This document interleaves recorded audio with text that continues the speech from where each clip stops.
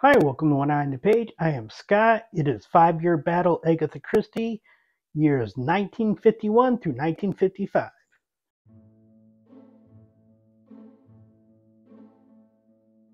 We have 9 books this 5-year period.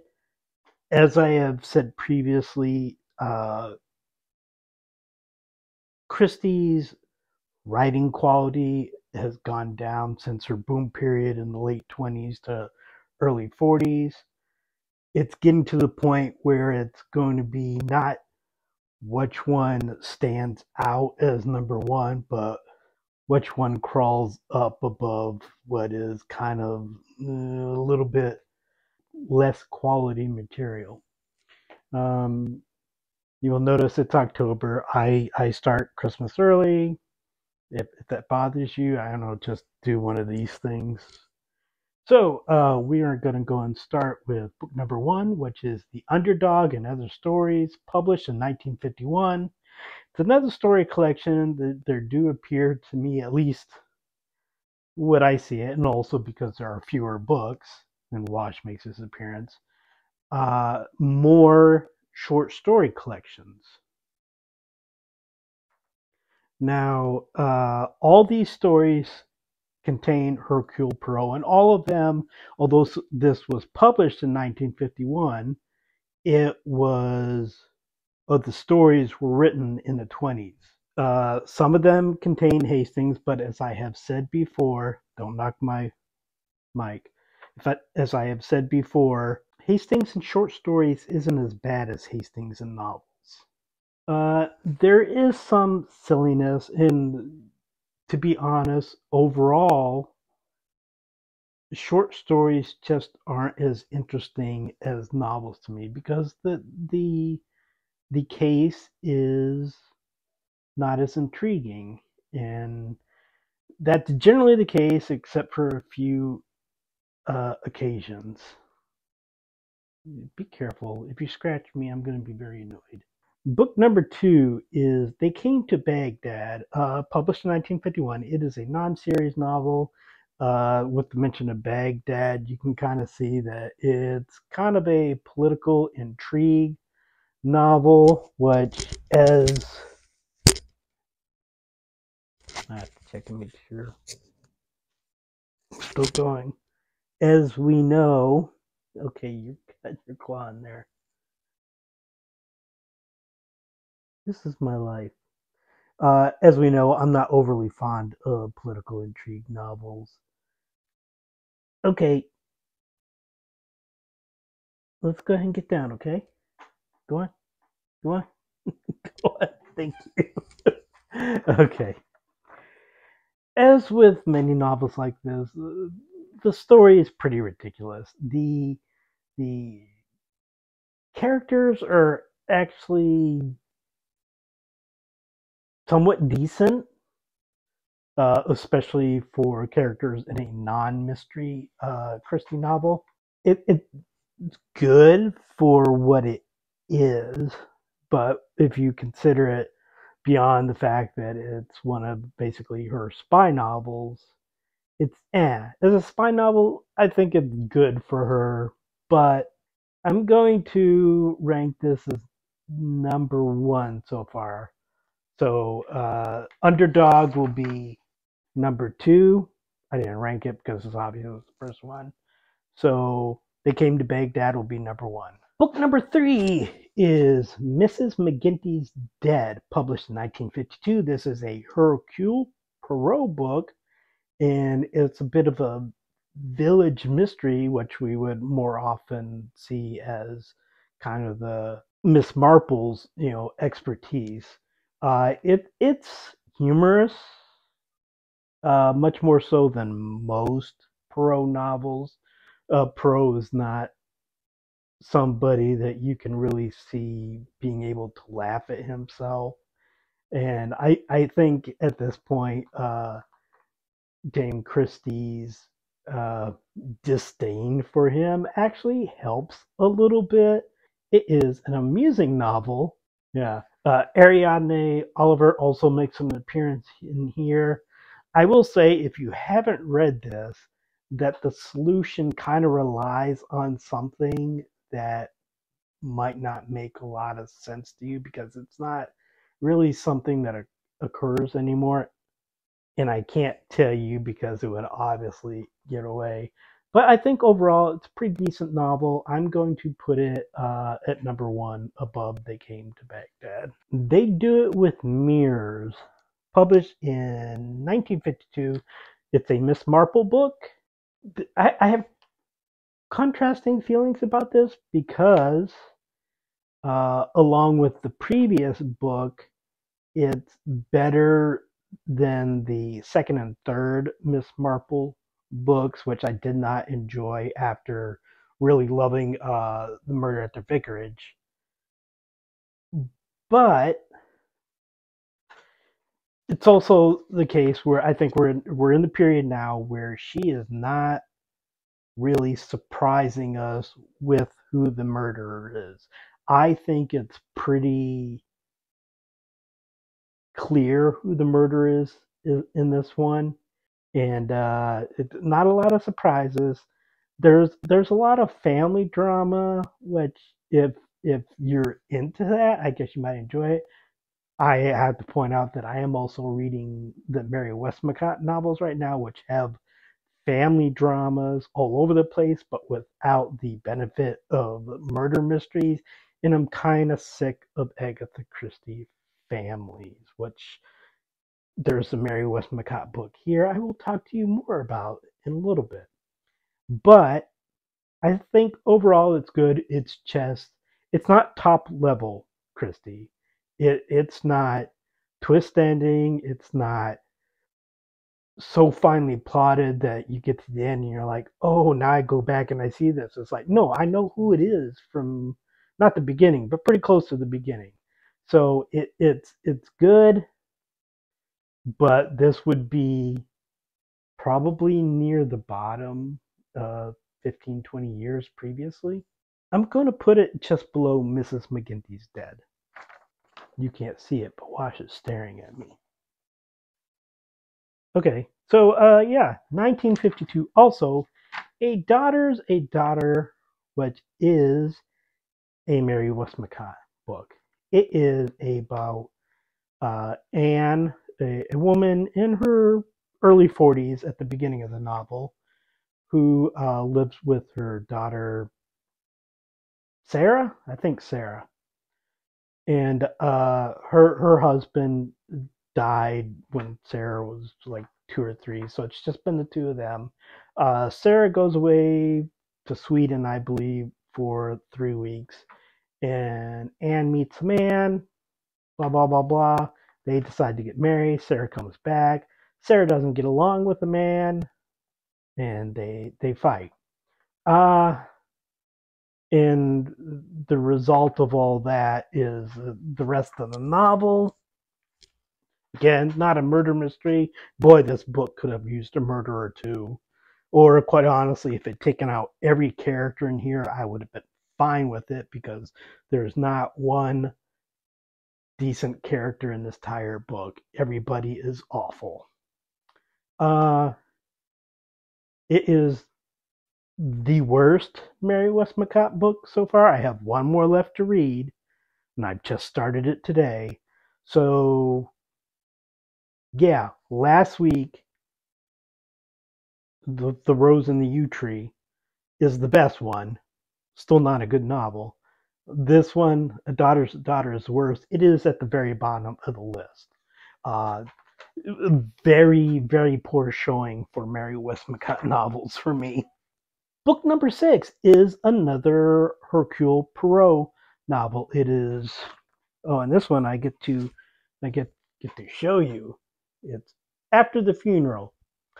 A man dies. He has his funeral. At the reading of the will, his sister says he's been murdered, and then the next day she is found to have been murdered. I have a lot of trouble with this one. I don't think this is particularly good. I don't think that the solution makes a lot of sense. I think more than being clever is just like she went for what's the most out there solution that I can do, I will do that. So it's not a great pro book, and we had some great pro books probably up until that period in 1942 when I said she started to pull away from him, and I think that just has infected it. And it's not as bad as A Daughter's Daughter, but I will put it just above The Underdog and Other Stories. Book number 7 is A Pocket Full of Rye, which is another Miss Marple book. It is published in 1953. A man dies of poisoning, died by the poisoning death of his wife, who was the suspect in his death. Miss Marple gets involved after their deaths, or I'm sorry, their maid Gladys is found strangled. Miss Marple had trained Gladys, and so she basically contributes to solving the case. I will say, don't jump at me. Don't do it. I will say that it's pushing the strains of believability. Uh, some of the ways that Perot and Marple come into these cases. I do think that this is probably the second best Miss Marple book so far. It's definitely better than They Do It with Mirrors. It's not as good as The Murder at the Vicarage, but I will put that at number 2 for right now. 1954. The next novel is Destination Unknown. It is a non-series. It is a spy novel. Yay! A woman, Hillary, who has lost her child and had her husband leave her. She's at the end of her rope. Take that how you want to take it. She is prevented from doing anything by a man who wants her to impersonate the wife of a nuclear scientist. It's a super hokey novel, but I have to say, I still like it. It's nowhere near the mystery novels that we're used to, but as a spy, political intrigue, goofy, geopolitical, whatever it is she's doing, it's pretty decent. This one's difficult because I have to say, probably They Do It with Mirrors is a better book, but I don't think I like this one better. That's one of the problems I have. It's like, do I go with what's the best book or what's the book that I like the best? um, I do think that I'm going to go ahead and put this above They Do It with Mirrors. If you think They Do It with Mirrors is a better book or you favor it more, that's fine. It's just I enjoy the book more while also being quite open about admitting that They Do It with Mirrors is a better written book. And then we get to book number 9. It is Hickory Dickory Dock, published in 1955. It is a Perot novel. I don't think that this is the worst of Grumpy Perot. That's coming up next video, I believe. But this, I believe, is really the start of Grumpy Perot. Grumpy Perot who doesn't understand youth and think they are all just foolish and crude, and is very open about expressing that. But he investigates petty thefts at a student hostel. Christie's written views about all these youths are interesting, I will say.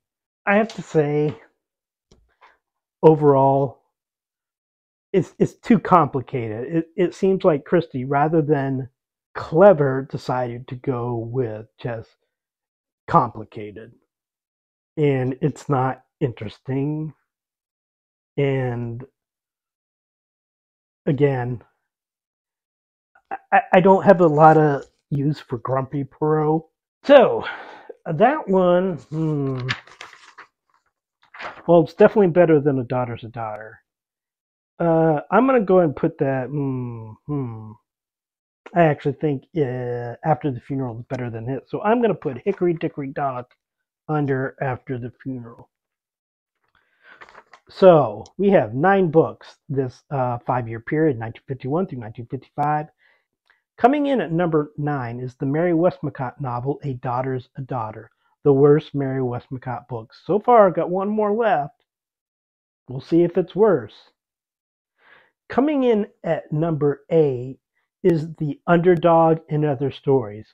All perfectly fine stories, just story collections have to impress me more.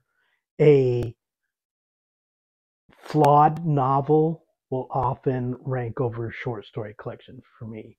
If a short story collection gets the number 1 spot, which has happened one time in these 5-year battles, it has to be amazing. And The Underdog was good. Coming in at number 7 is Hickory Dickory Dock, the beginning of Grumpy Perot. Not a good thing. Coming in at number 6 is another Perot, After the Funeral. I have to be honest, I started reading Perot when I was in junior high, when I was like 12, 13. I never read Miss Marple until last year. And I still feel that I enjoy Perot more than Miss Marple. But after 1942, the novels kind of, I think, switch in quality. I think overall the Miss Marples are a little bit better than the Perots. We'll see if that continues the case. I believe there's only a few more Marples. I may be wrong. There's more than a few. Okay, coming in at number 5 is They Came to Baghdad. Number 5, perfectly respectable rating for a spy novel. Coming in at number 4 is Miss Marple, They Do It with Mirrors. And then right before that, coming in at number 3 is Destination Unknown. Even better rating for a spy novel. Number 2 is A Pocketful of Rye. Again, a Miss Marple book. And coming in at number 1 is Mrs. McGinty's Dead. Not the novel I would expect to be at number 1, but quite honestly, 9 books, but still slim pickings here. Do I expect any of the books published from 1951 on out to be the number 1 book overall? To even be in the quarterfinals for the number 1 book overall? No. I know a couple of books that I think are pretty good that may surprise me, but right now, no. Something between like 1925 and 1942 is probably going to be it. But I have been surprised in 5-year battles before. So please like and subscribe, leave a comment, and I will talk to you next time when we get more Grumpy Perot.